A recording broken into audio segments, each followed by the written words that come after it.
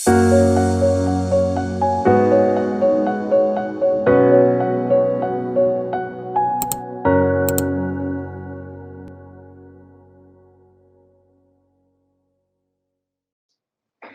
alaikum qardoshlar. Hammamiz xayrli bo'lsin. Biz darsimizni boshlaylik. Mikrofon ochiq. Qardoshlarimiz Tamam. Aldığın derslerini toruğa yollanmapken devalaydı.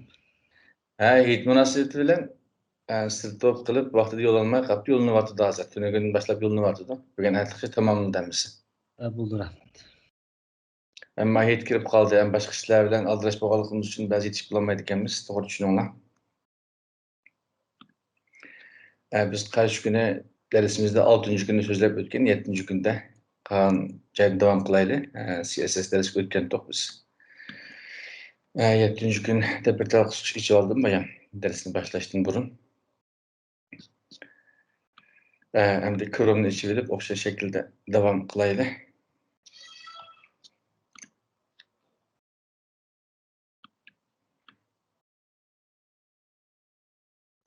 7-kun buning ichiga o'xshash shaklda bir tal ismini o'zgartmaymiz. Chekit CSS deb yozib olgandan keyin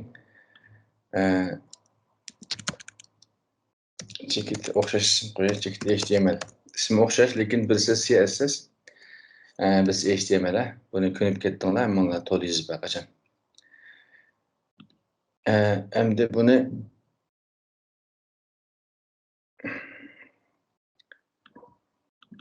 lam ochay. CSS bilan HTML uchun ichib oldim. Qarshi kuni biz shu CSS'da nimadan o'rgangan to'qqiz qisqa qarab chiqaylik. Tizimlik, ya'ni chiqarishni o'rganibmiz CSS'da. Qanday tanishishni degandek. Gerveklarni yumaloq qilish, sayt tushirish, yumaloq qilish degandek ma'nolarni o'rganibmiz. Boshqa tizimlikniki yan tarafdagi shaklni o'zgartirishni o'rganibmiz. Endi bugun tekstninki kam qolgan joylarini ko'rib o'taylik. Biz qarshi kungi darslarda ancha-muncha ko'rgandik tekstninkini. HTMLning ichiga biz o'xshash shaklda yana CSS'ni qistirib olgandan keyin link deb qistiramiz. Bizning hujjatning ismi CSS bir chekit CSS. Bunday qilishimdagi sabab har qitimqi darsda ismini o'xshamaydigan shaklda yozib qilishyapman. İsmi cho'qim shunday bo'ldi ekan deb muqim yozib qo'yib, belgilanib qolgan ish bo'lmoq uchun xohlagancha yozsanglar bo'ldi. Shuning uchun o'sha hujjatlarning ismini xohlagancha yozyapman. Bugungining ismi CSS1 chekit CSS deb ism qo'ydim. Endi biz mayaga bir tal xat yozaylik. H1'dagi divni ichiga olay buni. CSS darsiga merhaba deylik. Qarasak ekranga kelgan bo'ldi. Men ekranni cho'ng'itmay hozir faqat CSS bilan buyruq beraman. Bugun bunga bir klass beraylik divga.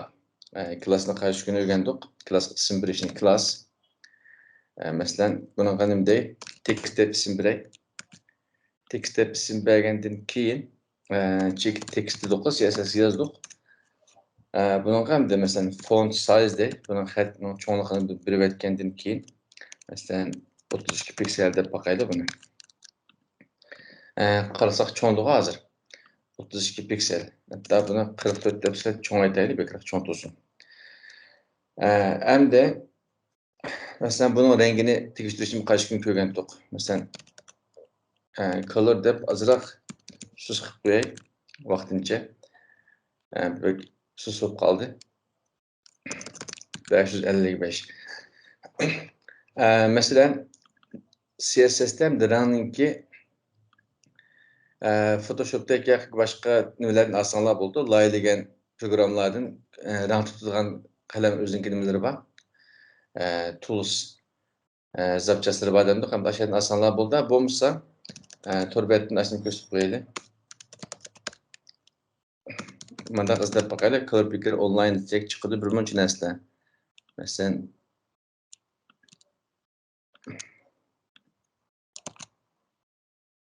mana o'xshagan betler bo'ldi-ekan, mana rangni tanishib, o'zim olsak, rangning kodlarini ost tarafdan berdi. Mana şekilde. Mabet mana eng qulay bo'lgani HTML color codes. Eng oson bo'lgani shu. Qarasak, bu rangning har xil kodlarini berdi bizga. Masalan, qizil, sariq degan tanishganga o'xshash. RGB rangini berdi. Biz asosli shu hex, shuni ishlatamiz. Ma beshida katakchi bo'lgan ishlatamiz. Biz rangni tanışgan vaqtimizda ma o'rinlardan resimlardan program işletmişler bildi bunu Photoshop misalga. Rangning kodunu bu şekilde bildi bu. Biz xalqa rangni mishani tutib olsak bo'ladimi? Shunga o'xshagan betlardan foydalansanlar bo'ldi. Rangni tutib turgan betlardan. Masalan, mayadan hozir ma rangni tanishib boqayli. Mani ko'chirib oldim. Ko'chirgandan keyin biz CSS ga kelib hozir shu o'ringa colorga chaplab etsak, rangning kodini ko'rindi-ku, rangni o'zim ko'rindi mayadan. Saqlagandan keyin yangilsam, qarasanglar mana betdagi rang o'zgargan bo'ldi. Mesela Adobe şirketinde var, şuna o'xshagan tayyor ranglar bor. Shunaqa nima shekillik. Bir-biriga mos kelgan ranglarni tanishib qo'ygan shunaqa o'rinlar bor, shu yerdan foydalansak bo'ldi. Masalan, men ko'kni rangi deganga o'xshash oson. Yodlashning hojati yo'q buni. Mesela rangni o'zgargan bo'ldi. Bundan boshqa yana agar o'xshamaydigan ranglar bo'lib qolsa, 6 xonalik bo'ldi. Bu beshida yulduz bo'lgandan keyin qarasak kentirib rangning kodlari bor. Bundan boshqa yana masalan color dedik hamda rang. Agar qora bo'ldigan shu qolsa masalan 1 2 3 4 5 6. 6 qop qora, tum qora dedik hamda qora bo'ldi. Agar bunga 3 ni yazsak bo'ldi. Masalan, mana şekilde o'xshaydigan yolg'iz ranglik bo'lib qolsa, oq va yoki qaraga shunday qisqartib yazsak bo'ldi. Qara bo'lgan bo'ldi. Agar buni susroqni yozaman desak 999 yoki 6 xona, 3 xona yazsak bo'ldi. Qarasak suslashgan bo'ldi. Masalan 555 desam, yeni qo'yoqlashgan bo'ldi shundami? 9 dan boshlab 0 gacha. Masalan 2 bo'lsa, hozir azroq qardan azroq susgan bo'ldi. Kulrandan qo'yroq. Agar 111 ni yazsam yoki 6 xonali qilib yazsam, o'xshash shaklda qo'yiq bo'lgan bo'ldi. Masalan 999 bo'lsa, sus bo'lgan shaklda chiqadi. Buni bilinglar. Oqninki Ahranınki qarshi kumi degan 3 tane F harfi yoki 6 tane bo'lsin bo'ldi. Mana bu oqninki. Oq qilib qo'ysam ekranda ko'rolmaymiz. Oq bilan qorninki esda qoldigan oson bo'ldi. Agar boshqa ranglarni shu programlarni to'rbatlardan foydalanib ilib ishlatsanlar bo'ldi. Bu shaklda. Endi mani asliga kelib qo'yib biz bilan tanishgan rangi. Mani ko'p qilib qo'ydik hozir. Endi hatta mundaq qilsak bo'ldi. Masalan, CSS'da biz belki tekstde bir dedik, tekstde isim berdik ama divga, klaska. Bunun keyiniga biz bir boşluk qo'yib turib, nechini yazsak bo'ldi. Agar CSS'ni necha belgilab qo'ygan bo'lsak, ichiga isim berib biz aqaqatni yoza olamiz. Masalan, sinab qilaylik bir tal. Mani masalan rang deb isim qo'yib turay. Hozir normal ishlaymaydi bu maqallik uchun. Men ma o'rnida ko'k rangni ilib etmişdim ama ko'k rang yo'q. Qarasam, normal o'ziniki font size bo'ldi. Men aslida yana bir tal rang deb klass bergandan keyin bunun rangini hamda bayamqidek ma chizrang qilib turay tayyor rang birini. Bəsəm, ma şəkildə işləyir. Biz CSS-nin içine ayrım izah edip, klaska, divga yoki hər qandaq bir narsaga bergan vaqtida bir boşluq qo'yib turib, keyin gizib etsek, shu tanchak bo'yicha ishlaydi. Birincisini icra qildi, ikkinchisini icra qildi. Bu şekilde ketdi. Endi biz managa bir tal sayı bireyli. Qarshi kunki darsda biz qutiga, masalan, divlarga yoki atrofdagi narsaga sayı berishni o'rgangan. Endi bugun men tekstga, xatga sayı berishni ko'raylik. Mesela bunu ben o'xshash şekilde bir narsaga yazmay, ayrım yazay, bir mashq bo'lsin. Sayı deb qo'yay. Buni qarshi kuni biz qutiga berganda box shadow degandik. Buniki ham demak text shadow deymiz, mana text shadow. Textning sayısı degan bo'ldi. Bunga masalan 10 piksel dey, yana 10 piksel oxirida berib aytgandan keyin bir tal qizil rang berib qo'yib turay hozir vaqtincha. Bu hozir ijro bo'lmadi. Bunun sebep biraz burun sözlep ötkendik. Mesela manı tekst dedik. Manı qıraq dedik. Ama diyelim bir klas berdik, manı saya dep. Ma şekilde. Bunun sebep mesela birden köpçeli işletilgan iş bolup kalsa ayrım klas yazmayı bir yere bilip bu şekilde koşum işlesek mi oldu? Mesela sayını verdim. Bunu iki tertip fark etmeydim. Saya degandan keyin qarasanlar hozir mahakka qizil bir saya tushgan bo'ldi. Bir nechta klassni birlashtirib shunday ishlatsak-mi bo'ldi. Buniki yana boks shadowga o'xshab ketdi. Mana bu ustidan o'ngdan so'lga masalan mana 2 desam hozir o'ngdan so'lga qarasanlar, mana hozir 2 desam misol hamda kurash uchun qilyapmizga cho'ng kichik o'zgartib ostidan ustiga. Mana bu bir xil girveklik emas, yumshoqroq sus chiqaradigan. Masalan 1 deb qo'ysam qarasanlar mana girveklik chiqqan bo'ldi. Buni sal susroq, chiroqroq chiqsin desak, mana shu yerda ozroq yumshatib qo'ysak bo'ldi mana raqamni. Hatta maniki rangini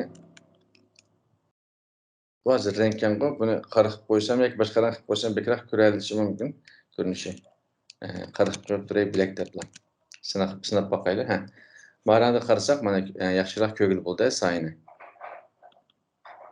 Yoki oq qilsam, men agar xatni rangini oq qilib qo'ysam, mana şekilde ko'rindi. Tegida say bo'lganlik uchun. O vaqtida biz malani nol qilib etib, atrofdan ham nol qilib etsak, o'tirdi ko'rindi. Ama biz mana cho'ng qilib etsak, xatni mana şekilde o'qishga bo'ldi. Yasagan to'r betlarniki yoki laylagan betlarniki, shu say tutadigan ishlarni o'zinglar bu şekilde yozib sinab, qaysi muvofiq bo'lsa, shu şekilde ishlasanglar bo'ldi. Endi mana asliga qaytarib qo'yib turib, sayını taqab qo'yay, hozir buni ishlatmaymiz. Darsni ko'rgan bo'ldik. Endi biz yana divning ichiga yana bir narsa qistirib ishlataylik. Buni bilgan kishi ko'rib boqmoqda darsda. Buni span deb bir narsa bor, span. Bu blok şekillik emas, o'zining o'rnidan ham ishlaydigan desak bo'ldi, g'izak tilida aytganda. Buni qanday yerlarda foydalanamiz degan vaqtida ko'pincha masalan mahiyatni deylik, mana spanning ichiga deb ishlasak bo'ldi. Masalan, span dedik hozir. Buni o'xshash shaklda spanning ichiga oldim. Hozir bu yerda bir o'zgarish yo'q. Endi men kelib mayaga xohlasam klass bersam bo'ldi, mayaga masalan klass deb klass berib ism bersam bo'ldi. Yoki qisqacha yozgan vaqtida shu tekstning ichidagi span deb ishlatsam bo'ldi CSS'da. Mayaga masalan yozib boqaylik. Bizningki tekst degan klass bor. Biz buni divga bayon belgilab qo'ygan. Endi kelib mayaga tekstning ichidagi spanga masalan rang berib boqaylik. Color shundaymi? Red deb yozib ko'rib boqsak hozir qarasanlar mana. Mana şekilde şu xatning ichidagi ma'lum bir xatlarning rangini o'zgartiradigan ish bo'lib qolsa, span orqali ishlatsak bo'ldi. Tor bet yozgan vaqtda, masalan, boshqarish betlarida yoki munbarlarda biz nima yozamiz-ku, uzun maqolalar yozgan vaqtda rang tengshaydigan, xatning cho'ngchilikni tengshaydigan ishlarda avtomatik bir xatning rangi cho'ngchilik tengshaydigan knopkalar chiqadi. Shuni bosgan vaqtimizda ranglar o'zgaradi, masalan, xatlar o'zgaradi. Shularning hammasi span bilan bo'ldi. Bu shaklda spanning ichiga olganlik uchun qurbuzib ketmaydi. Agar buni biz spanning ichiga olmay divga olsak deb qoldigan ishlar so'roq kelishi mumkin. Masalan, mani divga o'zgartirib boqaylik.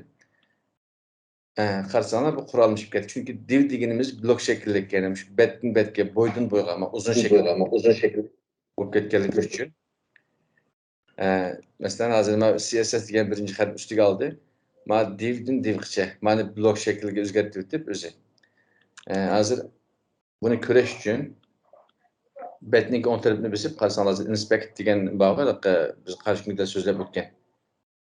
Yani agar ishlamay qolsa, ma knopkani besib bersangiz bo'ldi. Ustiga qarasangiz mana 5dan oxirigacha. Va asli bir tal div, lekin ichidagi mahiyat 5dan oxirigacha, ya'ni blok deymiz hamda. İşte bo'lib ketganligi uchun asta-asta tushib ketgan bo'ldi. Yana buni pena ichiga ilib boqaylik.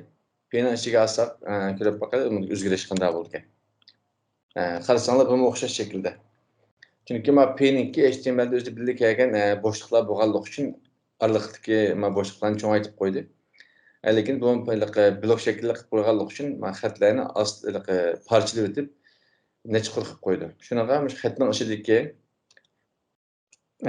ba'zi bir cümle kelimelerni kiranı o'zgartirgan ish bo'lib qolsa, cho'qim span orqali ayrim tanlab ishlatsak bo'ldi. Span. Mana şekilde bersak bo'ldi. Yana birisiga masalan, manınğa yana bitasini bakaylı. Span deb mashq bo'lgan bo'lsin. Zivit deb. Bununla CSS dan deb qo'yib turay. Bunu kendi yazdık hamda çünkü bunu kızılıp ketken buldu. Bunun sebebi biz tekstin içindeki divga belgilep koygan, CSS'de tekstde belgilep koyduk. Bunun içindeki spanның hemmisini eğer neticede bo'lib qolsa, şunun hemmisinin rengini o'zgartib degan bo'ldi. Eğer ayrım qilman desek, biz ayrım klass yazishimiz kerak. Mana şekilde mani init deb, masalan, qizil deydi, mani misalga. Color red deb qizil ko'p turaydi. Mani ko'k deydi. Ko'k degandan keyin buning rangini blue qilib qo'yay, ko'k rang. Men asan bo'lsin deb kod yozmay, ismi bilan beribman. Lekin mana şekilde odatda ishlatmaymiz. Faqat shu hash kod bilan, hashtag bilan rang tanishib, mana şekilde ishlatamiz. Onu belirlaymiz. Endi biz qaytib qarasak, hozir mayli ranglar yo'qolib ketdi hamda. Chunki spanға bergen CSS'ni ilib ettim. Yani ben bunun managa class yazıp spanға bir daha. Bununki mesela mana qizil to'g'ri, qizil deb biz CSS'ga yazib olgan to'g'ri. Bir keyni kelib managa bir class beraylik hozir. Class bununki ko'k bo'lish kerak.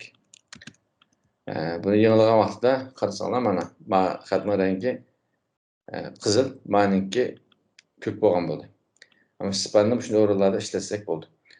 Faqat bu ranglar emas, boshqa ishlarga ishlatalaymiz. Agar başqa ishlarni qanday hal qilamiz? Masalan, men span berib qo'yibdim, keyin meni qanday ostiga tushirmay yoki qura ayirmay deb qolsak, buni bo'ldi CSS'da. Qizilda biz oldik, buni asli kiritlan display blok deb qo'ysak, mana şekilde, yani buni blokka aylantirib degan bo'ldi. Mana şekilde uni mishayni hal qilib bo'ldi. CSS'ning doirasi bekkan, ehtiyoj bo'lib qolsa, bu şekilde ishlasak bo'ldi. Buni elitib turib, endi masalan font size deb bakaylik bunga. Font size 100 piksel deb cho'ngroq ko'rinsin. Qarasak, mana shu ayrim spanning ichiga olgan xatning ranglar emas. Biz shu xatning cho'nqiligini ishlatalaymiz. Bundan boshqa, masalan, border deb bakay. Shunaqa 1 piksel solid. Bununkini yeşil deylik, girbek rengini. Qarasak, o'sha şekilde bunu CSS'deki bir girbeklerini ölçeşki buldu. Ondan başqa yana nimalarni qila olamiz deganda, xat cho'ngaytdik. Bunga taglik beramiz. Masalan, background color deydi. Masalan, men yellow deb qo'yay, siriq. Qarasanglar mana şekilde o'zgartirib qila olamiz.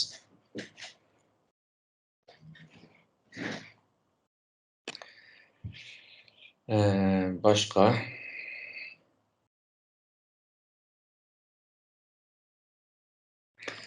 endi biz qaysi kuni bodyga yozgan tutan bir şey chiqib, men bodyga bir yozay yana. Biz bunga mesela font family deylik. Font family. Bu font family deganimiz kompüterimizde barliq xatlarning ismini chiqarib tizimlikni va yoki shu programni ichiga ilib etgan xatning shaklini o'zgartirish. Agar betninki shaklini butun ichidagi xatlarni bir xil fontda chiqarman desakmish, bodyga bir versaklar bo'ldi. Masalan, mana qilib boqaylik, Times New Roman yoki Impact mana qilib qo'yay. Ma'lum qaraydi, o'xshaydigan fontlarning ismini birga qo'yapti. Agar ma bo'lmasa ikkinchisiga qaraydi degandek shu shaklda ma'lum. Qalsa bir tanlab ishlasak bo'ldi. Men pesh bilan ayirib turganimda, peshni elitib, ma shaklda bir tanlab ishlasak bo'ldi. Yoki birdan ko'p, agar birisi bo'lmasa birisini ishlasin desak, 3-4 tanlab pesh bilan ayirib yozsak bo'ldi. Masalan, sinab boqaylik. Qarasak mana kompyuterdagi bar xatning shakllari. Agar kompyuterda bu fontlar bo'lmasa, bular to'nmaydi, mana şekilde chiqmagan bo'ladi. Masalan, mani elitib hozir bir tanlab qilib qo'ysak, bu şekilde mi ishlayverdi. Masalan, boshqasini sinab boqaylik hozir. Men impact degan elitib, men sans serif deb to'g'ri, mani sinab boqaylik. Qarasak, mana şekilde. Bu font family deganimiz hamda shu bodyga bergan barliq xatninki shakli degan bo'ldi. Xat fontni o'zgartirish. Xohlasak bu bodyga ham emas, boshqa joylarga beralaymiz. Masalan, men ko'k rangni o'zgartirib boqaylik hozir. Ma'noga font family deb yozgandan keyin bayonqidek impact ma'ni berib qo'yaylik. Qarasak mana biz xohlagan o'rniki xat shaklini mana shaklda o'zgartirib chiqa olamiz. Ko'pincha hozir shu latincha endi qanday yoziliq yoki inglizcha bet yasagan vaqtida ayrim font ko'pincha ko'p odamlar kompyuterlarda ba'zi tor yasovchilardagi yasagan fontlar bo'lmaydi. Onun oldini olish uchun CSS texnikasida kompyuterda bo'lmagan fontlarni biz tor betimizga birga yo'llab, shu fontning ismini belgilashga bo'ldi. Onun uchun biz uyg'urcha bir xat yozgan vaqtida uni sinaylik. Lekin hozir inglizcha yoki boshqa tildagi betlardan uyg'urchadan boshqa deyli. Google'ningki fonti bor. Hozir eng mashhur ishlatayotganlari shu. Uni Google Fonts desak, Google'ning avtomatik o'zining betidan chiqarib qo'ydi. Fonts check google.com. Bunu tushuntirib o'taylik. Masalan, men xatning shaklini ishlataman desak, bizning kompyuterimizda yo'q-ku hozir. Faqat tor mislam ishlaydi, tor ko'klarda ishlaydi. Mulozim tilda saqlangan fontlar. Şuna işte nurg'un fontlar var. Bizga yaragan bir tane ishlatib baqsaq bo'ldi. Masalan, biz hozir ma'nisini baqaylik. Buni bosdim. Bosgandan keyin qarasak, men tanlang deb turgan, buni tanladik. Tanlagan vaqtida bizga yan tarafda bilmish narsani chiqarib berdi. Biz bayam CSS'ni betga qo'shgan vaqtida link orqali qo'shgan. Qarasak, mana bu yerda bizga men linkni berib bergan bo'ldi.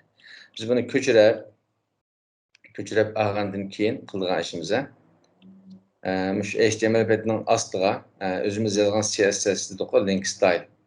Buni ostiga ham chaplaymiz mana. Yoki ustiga chaplaydi. Ustiga chaplaymiz. Chaplagandan keyin qarasanglar bir muncha xatlar keldi, hamda o'ziniki qo'shimcha narsalari bor.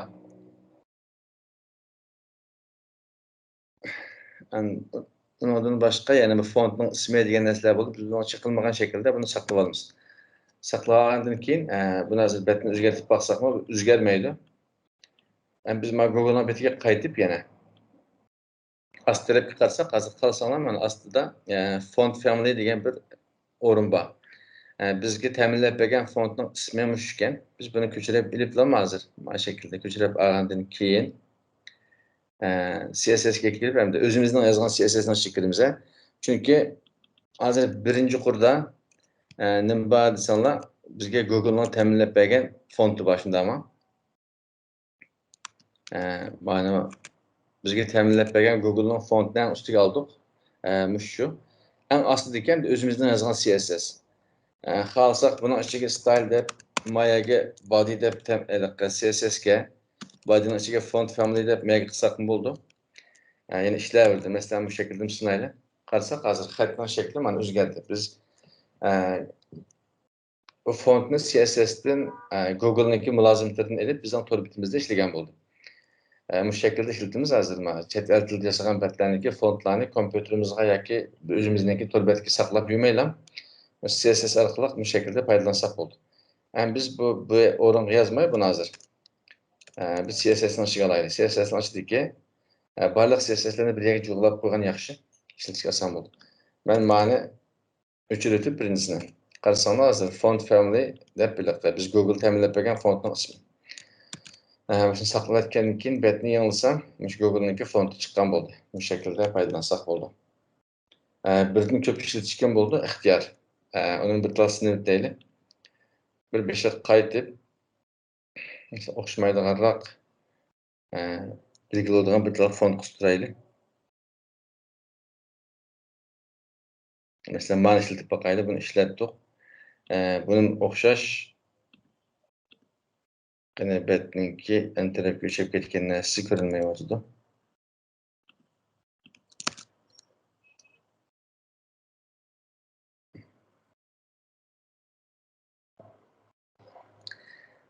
Xatning ast tarafda tan shakllari, uchlari, bir muncha narsalar bor ekan. Shaklni azroq o'zgartirib qo'yibdi bular betninki. Mishadan kerak bo'lgan mana shaklda qistirib mana ishlatgan bo'ldi ekan. Birdan ko'p emas, nechini qistirsanglar bo'ldi. Masalan, bularni sinab boqaylik nima deydi. Xətning qismi shadow into light. Mallarni o'chirib deb. Bizniki qustirishqan bo'ldi dedik qo'yam. Mana qustirayli, mana qustirib olgan bo'ldik. Ham buni o'xshashni ko'chirib yana bitta atmaydi. O'xshash shaklda HTML betnasiga chaplaymiz buni. O'zimiz yozgan CSS'ni bu ustiga chaplaydi. Chunki men qur ishlaganlik uchun beshidan ostiga ishlaydi tor betlar bu shaklda. Oldi bilan fontning adresini, ismini o'qiydi. Oxirida fontning nomini bizning CSS'ga yozsak, mush betga ijro qilgan bo'ldik. Mana buni oldik. Qarasanglar bir muncha narsani bilib turibdik hozir. Buning ichida ehtiyoj boshqalarni ilib etsak bo'ldi. Masalan, font google.com debdi. Bu ikki bo'lib qoldi hozir. Buni ilib etsak bo'ldi. Masalan, mani ilib etsak bo'ldi. Ehtiyoj bo'lmaganlarni o'chirib etsak bo'ldi. Mana shu shaklda ikkini ishlatib sinab boqaylik. Buni saqlagandan keyin metni bir yanglab boqay. Qarasak ishlayveradi. Endi bizga mana xatni bergan bayam qismi bor. Mani ilib men font family. Olgandan keyin astiga bir tal paragrafning birini ochay. Lorimda uzun xat yozdik. Qarasanglar bu hozir ash shaklda keldi. Men de manikini o'zgartdim hozir. Bunga bir class bergandan keyin class test font deylik mana test font. Endi astiga tushib men yani class yozma CSS'ga. Test siziq font. Mana classning ismi. Bunga font family'ni berdik. Font size'ini cho'ngaytib qo'yay ko'rish uchun. 44 piksel. Qarasak mana o'xshamaydigan ikki xil xat ishlatdik hozir fontni. Bu şekilde bir neçe xatni ishlatsak bo'ldi. Bek ko'p bo'lib ketsa, betning ochilishini oz bo'lib qoldi. Shunga ehtiyoj bo'lgan bir nechini tanlab yoki birsiga ikkini tanlab, xohlagan o'ringa bu shaklda ishlatsak bo'ldi. Faqat biz CSS'ga Google'dan olgan CSS'ni chaplab olgandan keyin o'zimizdan yozgan CSS kirib, ost tarafga hujjatning ichiga. Lozim bo'lgan o'ringa faqat bu xatning nomini chaplab qo'ysak bo'ldi. Biz belgilab bergan fontlar bu shaklda ishlaydi. Endi bunga CSS2 HTML'de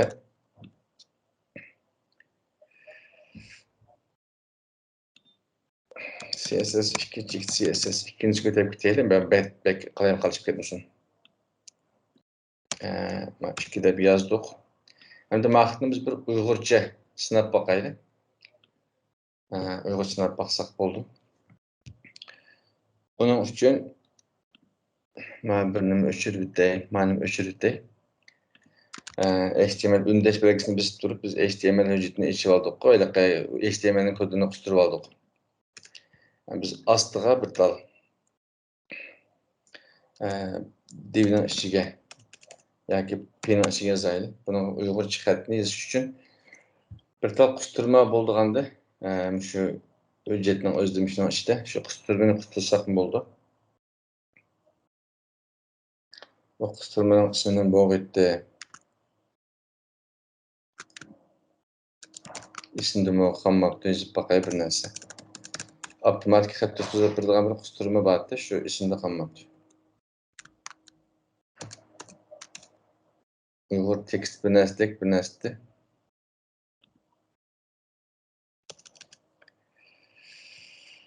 Qo'limda yozsam bo'g'idek, tayyor chiqarib qo'ygan, ama ismini unutib qolibman. Ko'p ishlatmaganligim uchun. Bunga hozir Uyg'urcha xatni tanishib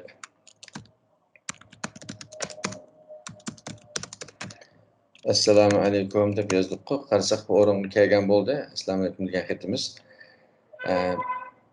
Bu hamda hozir CSS'ning ichiga kirib, qarasanglar bet nima bo'ldi hozir soldan boshlagan bo'ldi. Uyg'urcha qilish uchun bunga body'ning ichiga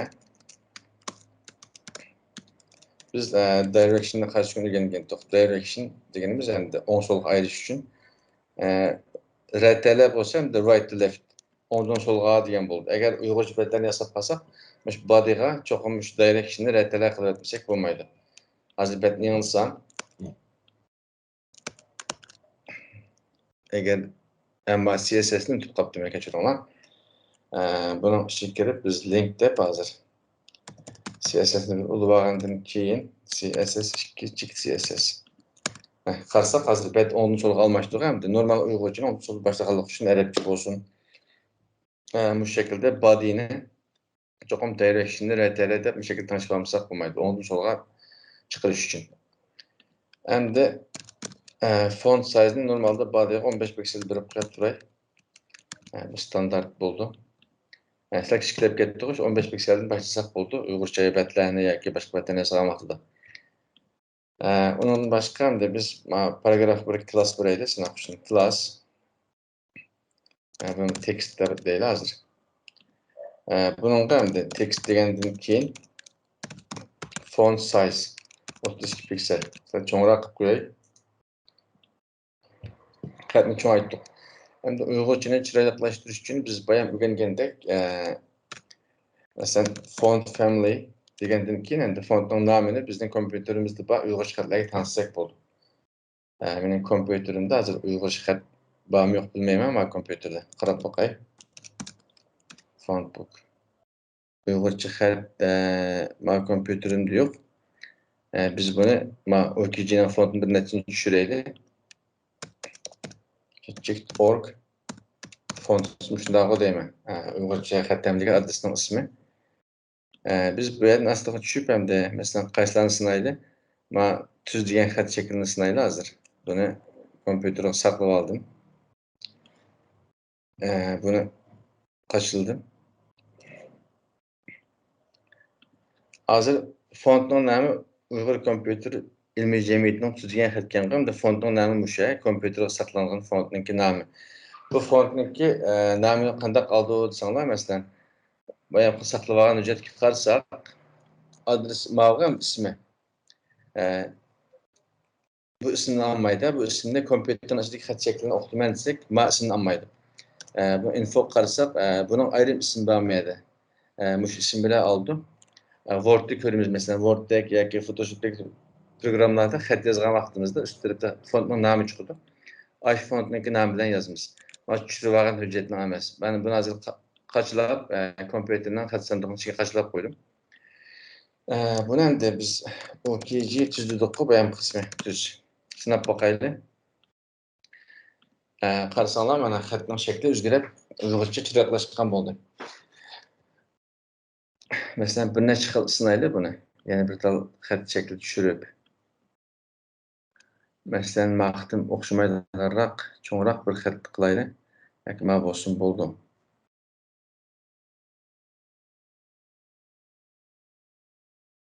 Tuz bo'ldi, tom naqsh. Ma asliya, ma'ni qilib boqayli. Bu xatning shakli asliya ekan hamda OKG asliya. Biz bununla hozir biz bayan body'ga berdik-ku. Üstüge asterotkiga hamda ma'noga o'xshash shaklda font family deb o'xshamaydigan bersak bo'ldi. Yoki ma'noga ko'paytib, mana biz ikkinchi bir assalomu alaykum dedi, text 2. Buni text 2 dedik. Degandan keyin text 2. Buniki hamda font family'ni xat tipini OKG asliya degan bayanqi. Asliya. Shunaqa deyman, asliya. Qarasak mana o'xshamaydigan chiqdi. Azroq cho'ngaytgan vaqtida bu ma'lum bo'ldi. Font size 52 piksel deb qo'yib turay. Qarasak bu şekilde fontlarni, Uyg'urcha fontlarni ishlatsak bo'ldi. Hozir bu şekilde ishlatgan vaqtimizda kelib chiqadigan bir masala to'rbetni laylab yasab bo'lganda va hammalarning kompyuterda bu xat bo'lmasligi mumkin. Masalan, OKG asliya dedik hamda. Bu xat shakli hammalarning kompyuterda bo'lmasligi mumkin. Masalan, hozir fontning ishidan men buni o'chirib etsam, o'chirib etgandan keyin qarasanglar yanılsam mana xat shakli yo'q. Kompyuterni o'chirib etdim. Men xat shaklini belgilab qo'ygan taqdirdami bu o'ringa biz belgilab qo'ygan xat shakli to'lmay qoldi. Buning uchun biz mana shu xat shaklini biz yasagan betning ichiga bir yo'llashimiz kerak. Uni tushuntirib o'tay. Biz hozir OKG asliya deb atadik-ku bayan. Buni men ko'chirib ilib, o'zim yasagan betninki o'rniga çaplab ko'chirib qo'yay fontni. Belki çaplab qo'ysak mı yani işlemeydi. Onun için biz çoxum CSS'dan ichiga xat shaklini import qilishimiz kerak. Fontning o'rnini, to'liq adresini, tipini degandek ashlarni import qilmasak ishlamaydi.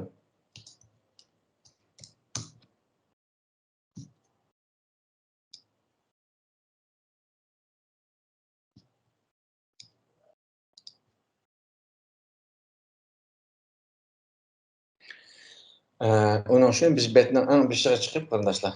Chunki betning ham yerda ishlatilgan, masalan, Uyg'urcha bir xil emas, 3-4 xil xat shakli ishlatib qolishimiz mumkin. Shunga o'xshamaydigan xatlarni biz CSS'dan ustiga bekitib olmasak bo'lmaydi.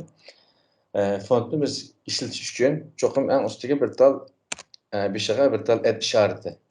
Emaildagi et isharati bor, o'xshaydi. Uni yozgandan keyin bu yerga biz font face deymiz, font face. Bu ko'p ishlatamiz va lozim bo'lgan narsalar Uyg'urcha yoki boshqa tillarda bo'lsin. Har qanday CSS'da o'zimiz xohlagan font ishlatish uchun cho'qim bu shart. Qolgancha yeri o'xshab ketadi. Font face yozib oldik. Yozib olgandan keyin bir ichiga endi buningga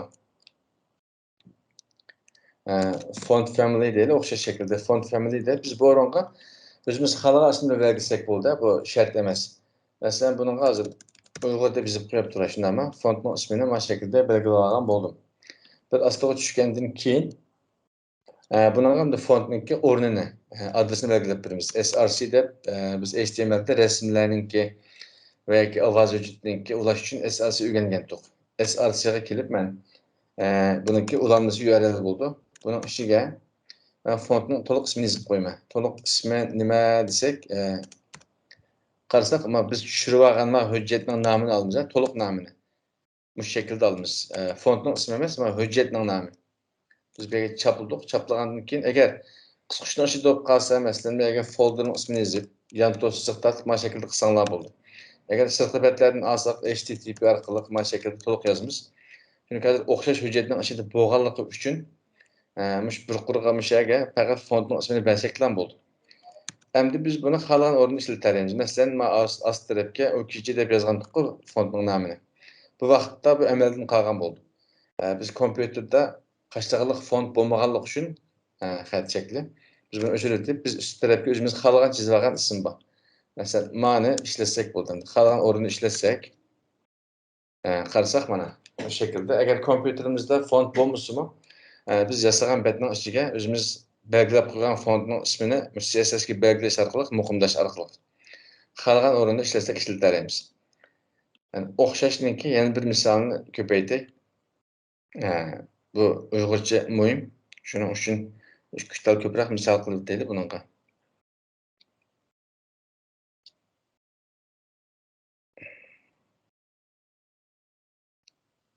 Masalan, mani ishlatib boqaylik, maqtim o'xshamaydigan 3 degan xat shakli bor ekan.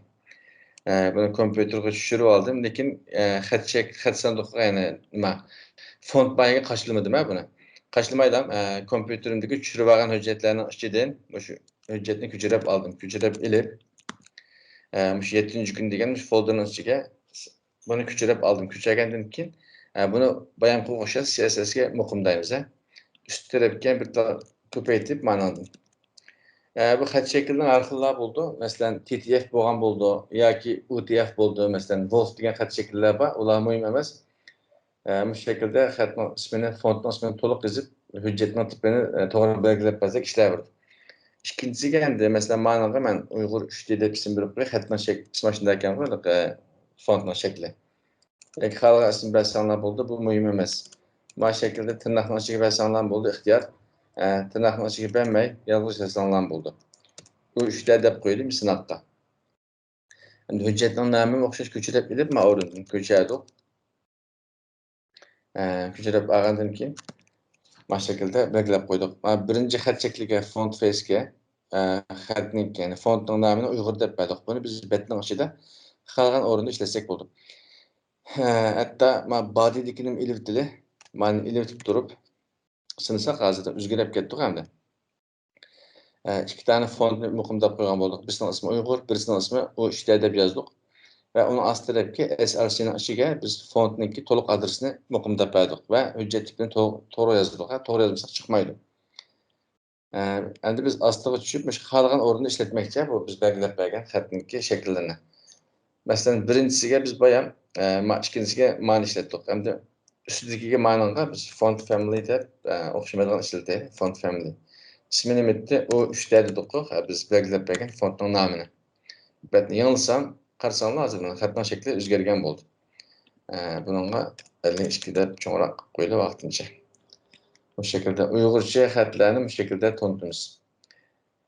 Barliq turkiy asosida qo'llaydi. Agar xohlasak yana mayaga ekilib turib bayam qildik. Body'ni ichiga yozsak bo'ldi. Masalan, font family degandan keyin shuni ichiga biz ustida belgilab bergan, Uyg'urni belgilab qo'ysak hozir. Betdagi barliq xatlar bu shaklda muqimlab ketgan bo'ldi.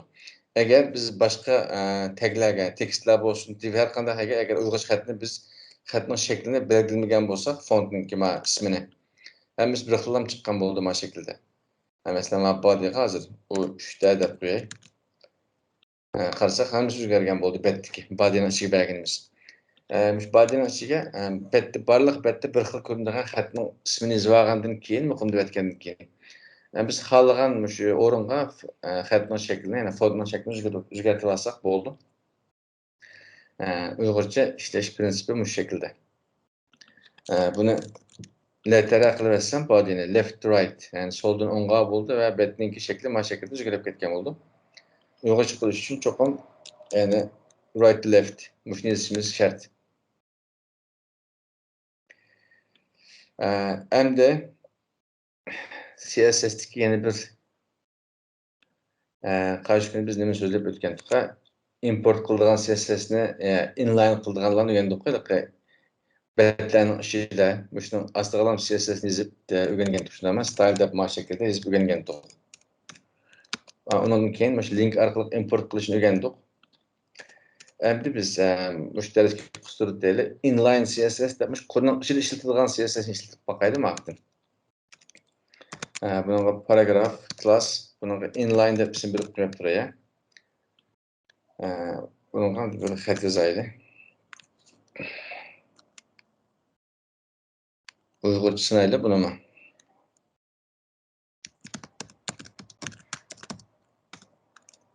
En qisqa shaklda yozyapman. Agar imloda xatolik yozgan bo'lsam, kechiringlar. Darsimizga merhaba dedik. Endi inline CSS'ni ko'rish uchun mana sal kichiktirdik. Ko'rmay qolmanglar. Ben CSS'ni ichiga yozmay, shu qo'lning ichiga yozman deb qolsak, hatto klassni bilmaydi buning ichiga biz faqat shu ichiga yozmaydik bayam. Shu paragrafga kelibman hozir. Bir tal boshliq qo'yib aytgandan keyin style deymiz. Style degandan keyin tangsizlikni qo'yib o'tib, shu qo'shib peshtandik endi. Mana ichiga yozsak bo'ldi. Masalan, font family deydi, font family. Chunki biz fontning ismini bayam CSS'da men o'ringa bekitib olgandik. Yani qarasanglar CSS'ning ichida bor.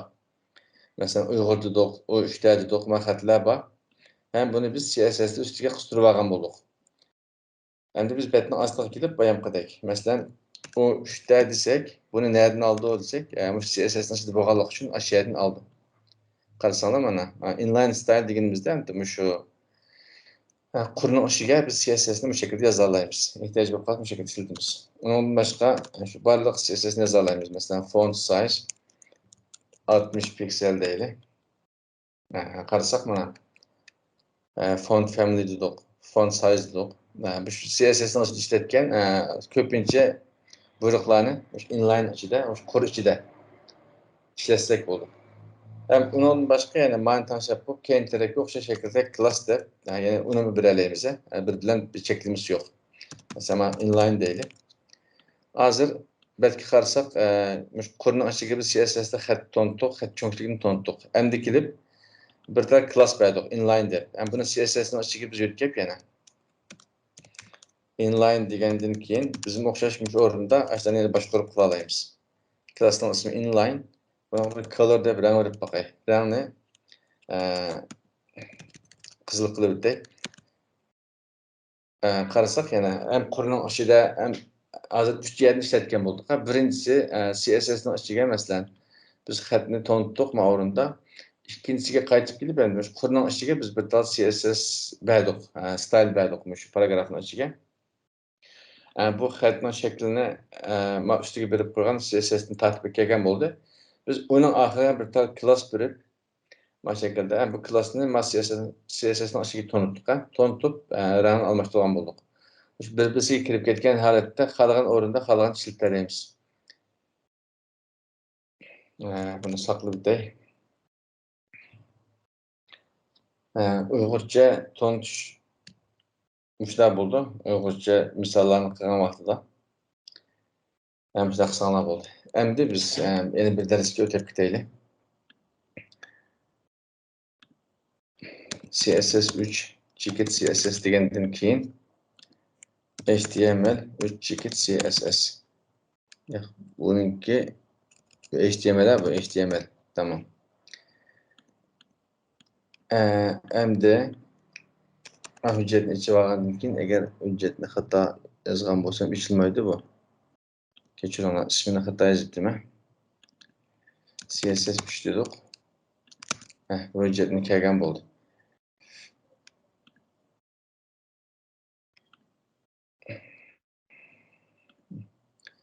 Endi HTML'ning ichiga biz shu odat bo'yicha HTML taglarini qistirib olgandan keyin bizningki yana link deb o'sha CSS ni bir qistirib olaylik. Bu hujjatning nomi CSS3 chekit CSS. Bunu berdik. Endi body deb bir tal background rang berib qo'yib turaylik, susroq ranglarni. Mana şekilde betning rangini o'zgargan bo'ldi. Endi men bugun shu ramkaga bir CSS 5 ni ko'rsatib o'tay, dars oxirigacha shu ulgurdi. Biz input dedik, endi input deb qarshi kungi darsda o'rgangandik. Text dedik. Buning tipi text bo'lgan bo'ldi. Qarasak bir tal ramka kelgan bo'ldi mana şekilde. Bunga men bir tal divning ichiga olsam bo'ldi, yoki bir şeyga bersam bo'ldi, ehtiyoj qarab turib yolg'iz ishlasak, bir narsani ichiga olmasak bo'ldi, yoki divning ichiga olsak bo'ldi. Buna class degandan keyin bunga ranka deb bir CSS ism beray. Endi CSS kelib ranka deb ismini belgiladik. Bunga tunji qildigan ishimiz masalan bir kenglik berib boqaylik. 100 piksel deydi mana kengligini. Qarasanglar mana betni yenilagan vaqtimda 100 piksel shaklda bet bo'ydan bo'yga uzun chiqdi. Xohlasak 200 piksel deb mana şekilde piksel bo'yicha bersak bo'ldi. Biz hozir cho'ng-cho'ng qilib turaylik. 300 piksel dedik.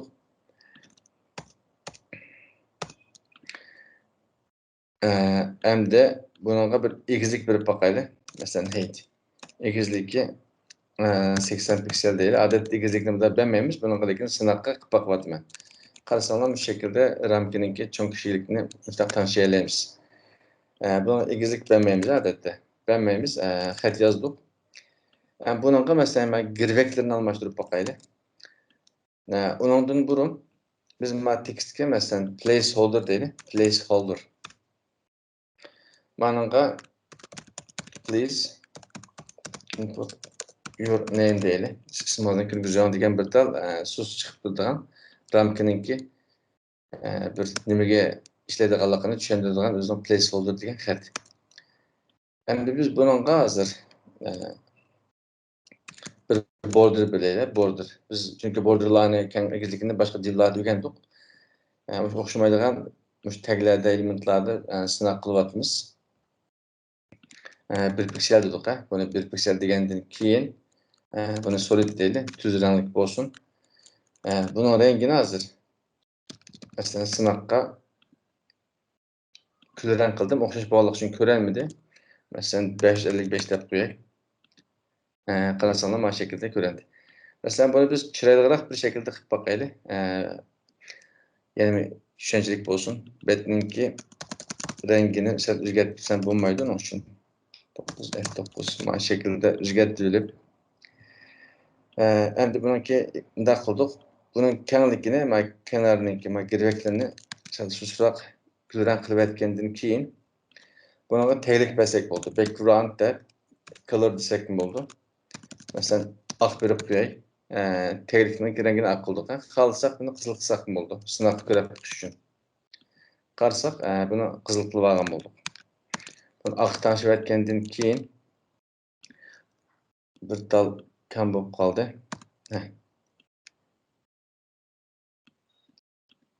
Endi buningga etrafini azroq bo'shliq bırakışımız, boşluk qo'yishimiz kerak ekan. Padding. Masalan 15 pikselday bu şekilde qilsam, ba'zi raqbatlarda izlaydigan o'rin bor, ammo izlash ramkalarimiz shunga o'xshaydigan. Qarasamda bo'ldi. Endi buni bir azroq border radius deydi, yumaloqlik chiqarish uchun. Masalan, egizlikka qarab turib o'tsak bo'ldi buningki. Ko'proq qilib olsak bo'laverdi, buni 60 piksel deb qo'yay, chunki to'chasi bo'lmaganligi uchun yumaloq bo'lmaydi bu. Faqat men girveklari mana şekilde yumaloq bo'lgan bo'ldi, qarasanglar mana bundaroq. Bunun tekst hozir çünkü biz 15 piksel koyduk. Etrafıdan 15 piksel koyganligimiz için çatlaşıp olmayan bu şekilde çıkıyordu. Oturduğundan çıkıyordu. Yani bunun mesela xatning rengini o'zgartirib bakaylı. Red deb bakay, qizil. Qarasak yozganda chiqadigan xatning rengini o'zgartiramiz. Shunga biz buni qarab ko'rib turaylik hozircha.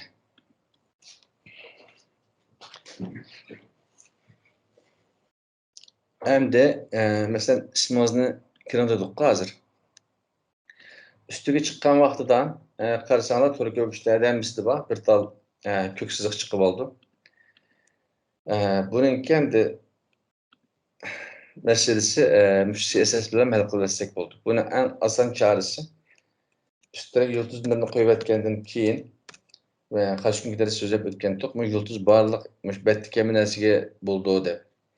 Outline deb bir narsa bor. Outline. Bu sirtidagi siziq degan bo'ldi. Buni none deb aytsak, agar qarasanglar mana bassam chiqmaydi. Bu shu ramka yoki ba'zi narsalarda ustiga kelgan vaqtida, ya'ni tanlangan vaqtida etrafida siziqchi bo'lib oldi. Ko'k siziq. Undan qutulish uchun biz ayrim-ayrim elementlarga bassak bo'ldi. Shunga bassak bo'ldi.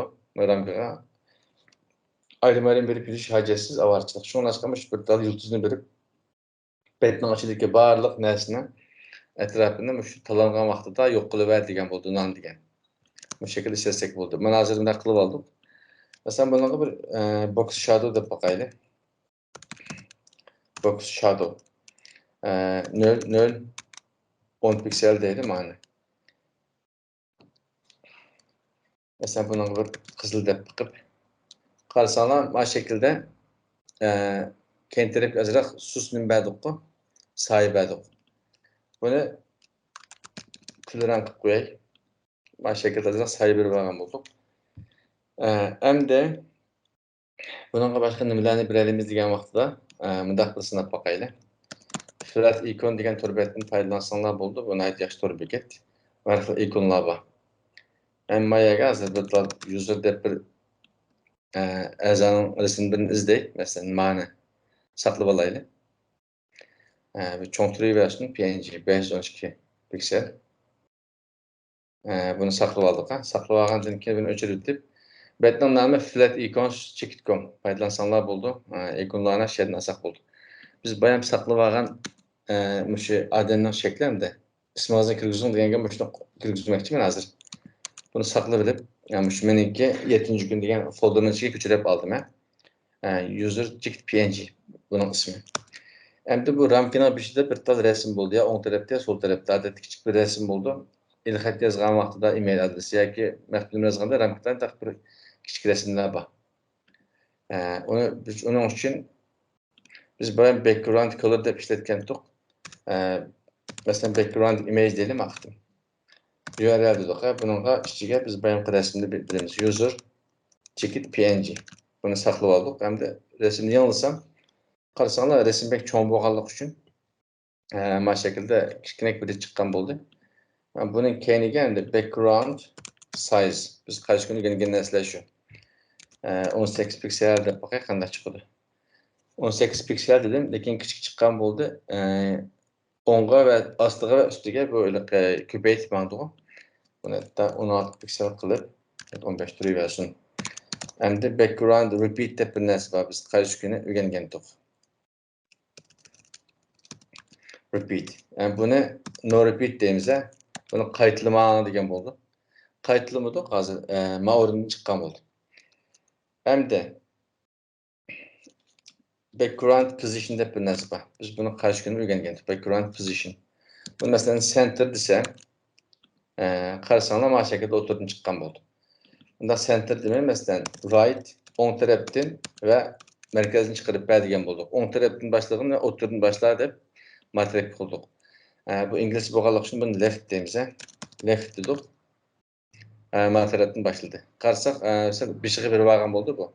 Onun için biz piksel şekilde belsek oldu. 20 pikselde. Qarasak, mayadan boshlagan bo'ldi. Endi qarasak, xat bunun ustiga chiqib olgan bo'ldi. Chunki biz mana üst tarafda bir padding deb bir narsa bergandik. Hamma tarafdan 15 piksel. Lekin rasmni 20 piksel tartib etdik. Biz endi bir astaga tushib bilan ishning asini padding left mana 40 piksel deb bakaylı. Chunki rasmning kengligi bor emasmi? Qarasanglar mana şekilde mana rasmning kengligi mayda qoldi. Mana şekilde başlatsak bo'ldi. Nimishlarni qildik, bir qisqacha so'zlataylik. Bir til ramka oldik, ramkada bir CSS qism berdik, mana ramkaning ichiga. Buningga HTMLga qarasak hech narsa yo'q mana. Faqat bir tal input bor ramka. Buningga ramkada CSS berdik. Bir tal placeholder berdik buningga. Yani Uyg'urcha yazsak bo'ldi, men inglizcha yozdim. Biz chunki Uyg'urcha mashqlarni o'zinglar yozib sinab baqsanlar bo'ldi. CSS'da xatlarni o'zgartirib, fontlarni o'zgartirib degandek. Fakat bir kurulam yazdık. Hem de CSS'de aslında düşüp biz mayaga. Kanlık berdik. Bir tal kenar ama şu girbek berdik. Hem girbekki rang bergan bulduk ama şekilde. İşidin sırtlığa bir boşluk berdik. Ama resimni tartış için resimnin kanlıkini ölçüp durup sol taraftan bir boşluk bergan bulduk ama şekilde. Bununki kısa yolunu düşündürüp bir azına vakit çıkarıp. Hazır padding ma şekilde bulduk hem de. Bunun yana bir kısa yolu fakat bir kullar yazsak oldu. Mesela padding dedik bu şekilde. Birincisi üst tarafında olgan oldu 15 piksel. İkincisi 10 tarafında olgan oldu. İkincisinin 15 piksel değil. Üçüncüsü alt taraf okşaş çıksın. Yani dördüncü olganı soldan 10'ga. Bunu mesela bayam 40 piksel dedik bu şekilde. Qarasak okşaş şekilde işleydi. Köp kur yazmay, bir kur yazsanglar yana ixcham chiqdi. Endi biz mana background deganni bayan bunga 4 qur yozib qarasangiz. Buni biz bir qurga alaylik. Buni o'chirib etdim, men o'sha shaklda yo'qib ketdi. Men mayaga hozir background degandan keyin mana backgroundni ilibdim mayadna. Faqat backgroundmish kendiga bergan taglikni bir qur bilan yozmoqchi hozir. Background mana tursin, ilibdib. Bunga URL resim birimiz, resimning ismi nima edi? Users chekit png qo'y deyman, user png. Sinab bakayla qarasak kelgan bo'ldi. Yani bununla biz nima dedik? Left taraf qancha piksel bergan bo'ldik? Bayam 20 piksel. 20 piksel berdik. O'tirdan boshlasini dedik, centerni yozdik. Qarab baksak hozir cho'ng bo'lganlik uchun. Endi biz mecbur CSS size nasıl yozaylik? Background size 15 piksel desek. Ma şekilde çıkan bo'lsin ama. Endi biz şu center'ni keyin kilib bir qur background'niki. No repeat'ni bir versek 4 qur yazgan kodni biz bir qur bilan hosil qilgan bo'ldik. CSS'da shunga o'xshagan o'zinglar har xil narsalar deb chiqsanglar bo'ldi. Bugungi dersimiz mishada oxirlashsin. Kelar darsdan boshlab bir betga boshlab ketamiz inshaalloh. Bir oddiy bir betning rangi, ro'yi, shaklini qanday yasaymiz bir yasab chiqib davom qilamiz. Topshiriq qarshi kunki darsda biz email yo'llab beradigan bo'lgan qanday bo'ldi uni qilib qoldi. Shunga o'xshaydigan bir nechta ramka, bir rasm qo'yib, girvaklariga o'zingizlar ixtiyor bo'yicha bir jumlaning ichiga rasm elib, bir tal table qilib, 2 xil bet yasab qilinglar, bizga ko'rib baqsaq bo'ldi. O'zingizlarning ixtiyor bo'yicha yasab baqsanglar bo'ldi, shunday davom qilaylik. Yoki hozir men bayon azroq bir narsa tayyorlab qo'ygan topshiriqqa birdan bir email yo'llab beray. Qarshi kunki yo'llanmaga o'xshaydi balkim. Bugun yo'llab beraylik. Rasmni qilib, ma'no yasab qilinglar deb yo'llab beraylik. Yana bir darsgacha 4-5 kun vaqt bo'lganligi uchun mashq qilib qila olasizlar. Dersimiz mishada oxirlashdi. Munosabatli savol bo'lsa so'ranglar. Savolmi yo'q o'xshaydi, qachon so'raydigan. Unda qo'sh darsimiz mishada oxirlashdi o'taylik qarindoshlar. Yana bir darsgacha ko'rishamiz inshaalloh.